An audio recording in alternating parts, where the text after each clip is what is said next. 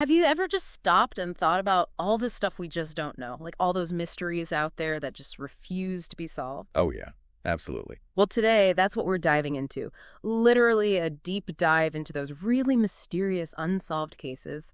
We're going to focus on the facts, the theories, the whole nine yards. Sounds good to me. We've heard from you guys, the listeners. You're curious, you want to go deep, and you don't want to get bogged down in the boring stuff. Right. So today we're going to unpack some of these absolutely fascinating mysteries and look at why they just won't let go of our imaginations. All right, let's get into it. Where do we even begin? A mystery fit for royalty, maybe? How about the disappearance of Cleopatra's tomb? Ah, Cleopatra. She was iconic. Last pharaoh of Egypt, a woman who lived a life of power and politics. Her death, back in 30 BCE after the Battle of Actium, well, it was the end of an era. It really was. Plutarch, the ancient biographer, he said she was buried with Mark Antony, her lover, in a magnificent tomb near Alexandria. You can almost picture it, can't you? A final resting place, fit for a queen, just overflowing with treasure, and maybe, just maybe, scrolls with all this incredible historical knowledge? Oh, yeah. A discovery like that, wow. Think of what we could learn about ancient Egyptian life. Maybe we could even unlock some of that lost knowledge from the Library of Alexandria. For you listening, think about how that would change our entire understanding of, the politics and culture of the time. It would be huge. Absolutely. But here's where it gets interesting. We've been searching for centuries, and there's still absolutely no definitive proof of where this tomb is. It's like it just vanished. Yeah. Poof! Yeah. It's not just about finding gold and jewels, though. This could completely revolutionize how we understand the Hellenistic period in Egypt. Think maybe like the discovery of King Tut's tomb. Exactly. Of course people have been looking. I mean, it's not like no one's tried, right? No. And, well, part of the problem is the geography. Mhm. Alexandria was a major port city, and the coastline, well, let's just say it's changed a lot over the centuries. Earthquakes, rising sea levels. A good chunk of that ancient city is now underwater. Oh, wow. Yeah. So, that burial site could be down there somewhere. It makes the search, well, incredibly hard. Which brings us to folks like Kathleen Martinez, this amazing archaeologist. For over a decade, she's been excavating near Taposiris Magna, west of Alexandria, and she's made some real progress. She has. So what's she found? Anything that might lead to Cleopatra? Martinez has found tunnels, statues, even mummies. Wow. It points to Taposiris Magna being a really important religious center in Cleopatra's time. Yeah. It could have been a major burial site for important people. But no Cleopatra yet? Not yet. It's a really slow process. They have to piece together all these fragments of the past. The discoveries are huge, but that central mystery, it's still there. Okay, so maybe it's not just underwater. What are some other possibilities? Could someone have hidden the tomb on purpose to protect it? Oh, definitely. Think about the historical context. The Romans, led by Octavian, who later became Emperor Augustus, they weren't exactly fans of Cleopatra. Right. So her loyal followers, they might have gone to some pretty extreme lengths to hide her final resting place. They'd want to protect it from the Romans, from looting, all that symbolic power, all the treasure in that tomb. It would have been a huge target. It would. But we can't rule out nature either. Earthquakes, the rising sea level, those could have completely swallowed up the tomb.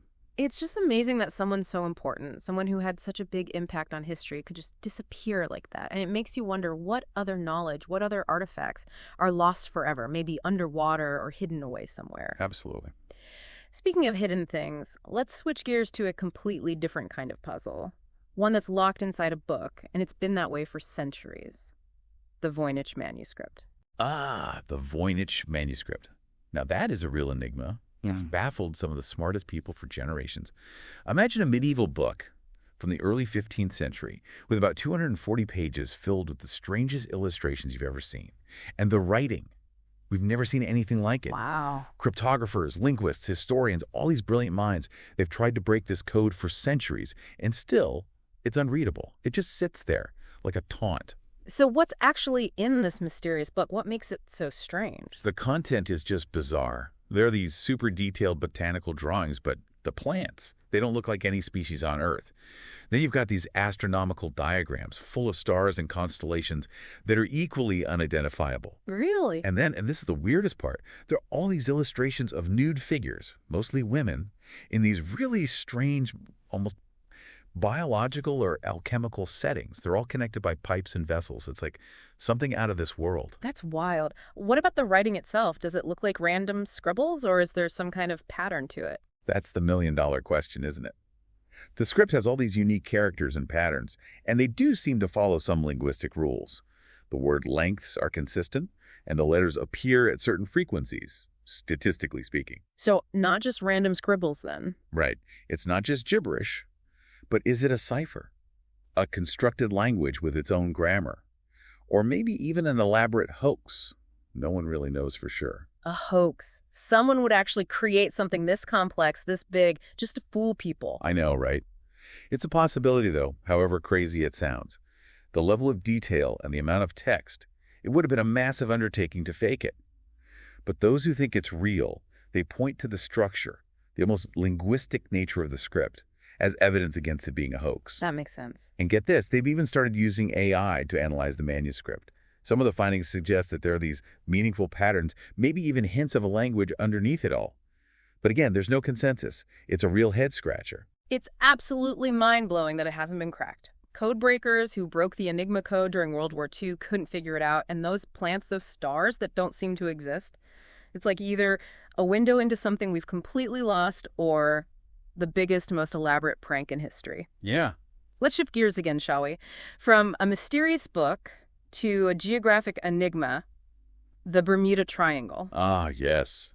The Bermuda Triangle. The name itself just screams mystery and disappearances. It does, doesn't it? It's this area in the North Atlantic, usually defined as a triangle between Miami, Bermuda, and San Juan, Puerto Rico. And it's huge. We're talking somewhere between 500,000 and 1.5 million square miles. Yeah. Ships and planes just seem to vanish there without a trace. It's not just a couple of incidents either, is it? Nope. Since the 19th century, it's estimated that over 50 ships and 20 planes have disappeared in the Bermuda Triangle. And some of them were really famous, like Flight 19 in 1945, those 5 Navy bombers on a training flight that just disappeared. They sent a Mariner flying boat to look for them, and that vanished too. Oh. And then there's the USS Cyclops, a huge Navy cargo ship that disappeared in 1918 with over 300 people on board. No wreckage, no distress signals, nothing.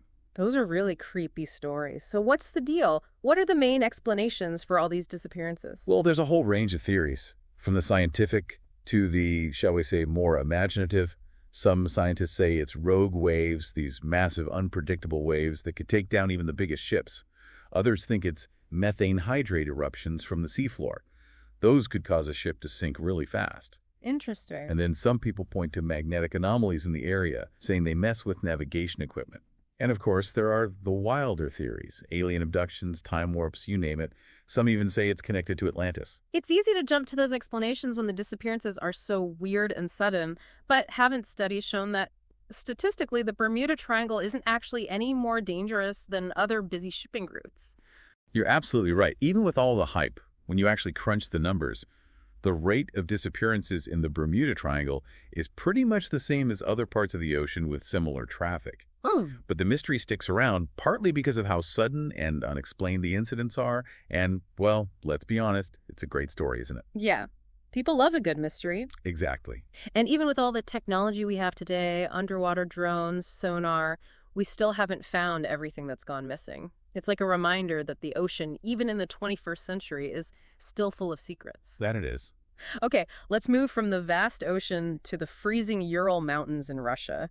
We're going to talk about the Dyatlov Pass Incident. This one is really strange. The Dyatlov Pass Incident, it just gets weirder the more you learn about it. In 1959, 9 experienced hikers, led by Igor Dyatlov, set off on a skiing trip in the Ural Mountains. It was remote, challenging terrain. What happened to them is, well, there's really no easy answer. Weird doesn't even begin to cover it. Even the way their campsite was found, it was just unsettling, wasn't it? Totally. Their tent was cut open from the inside. Think about that for a second. These are experienced hikers out in below freezing temperatures, and they cut their way out of their tent in the middle of the night. Something made them do that. It had to be something really scary. And then they found the bodies scattered all over the place, covered in snow. Some were barely dressed, like they'd just woken up. Others had horrific injuries, like missing eyes or tongues, broken bones, but no signs of a struggle or anything. And get this, some of their clothes were radioactive. Radioactive? Okay, hold on. How does that even happen? Yeah, that's the big question, isn't it? The theories about Dyatlov Pass are all over the place, just like the bodies were. So some people said it was an avalanche, that they had to get out of the tent fast, but there wasn't really any evidence of a big avalanche, and those injuries, it just didn't add up. Then there were theories about infrasound. You know, those low-frequency sound waves that can mess with your head and make you panic. Some even thought maybe it was secret military tests gone wrong or attacks by wild animals. We're talking bears, wolves, even the Yeti. The Yeti? You name it. Someone's probably suggested it. But the radioactivity, that's the really weird part. I mean, where would that come from? Exactly. Some people said it was proof of some secret military stuff or even some unknown energy source. Interesting. In 2020, Russia reopened the investigation and said it was an avalanche, that the hikers were caught in bad weather, got disoriented, and made bad decisions because of hypothermia. But a lot of people don't buy it. They don't. The relatives of the hikers, some independent researchers, they say that explanation doesn't cover all the strange stuff, especially the injuries and the radiation. It is a really chilling mystery, a reminder that there are things out there we just don't understand. Whether it's nature or something else entirely, it can be pretty scary. It can. Okay, let's move on to more recent mysteries. Specifically, let's talk about the Zodiac Killer. Ah, yes. The Zodiac Killer.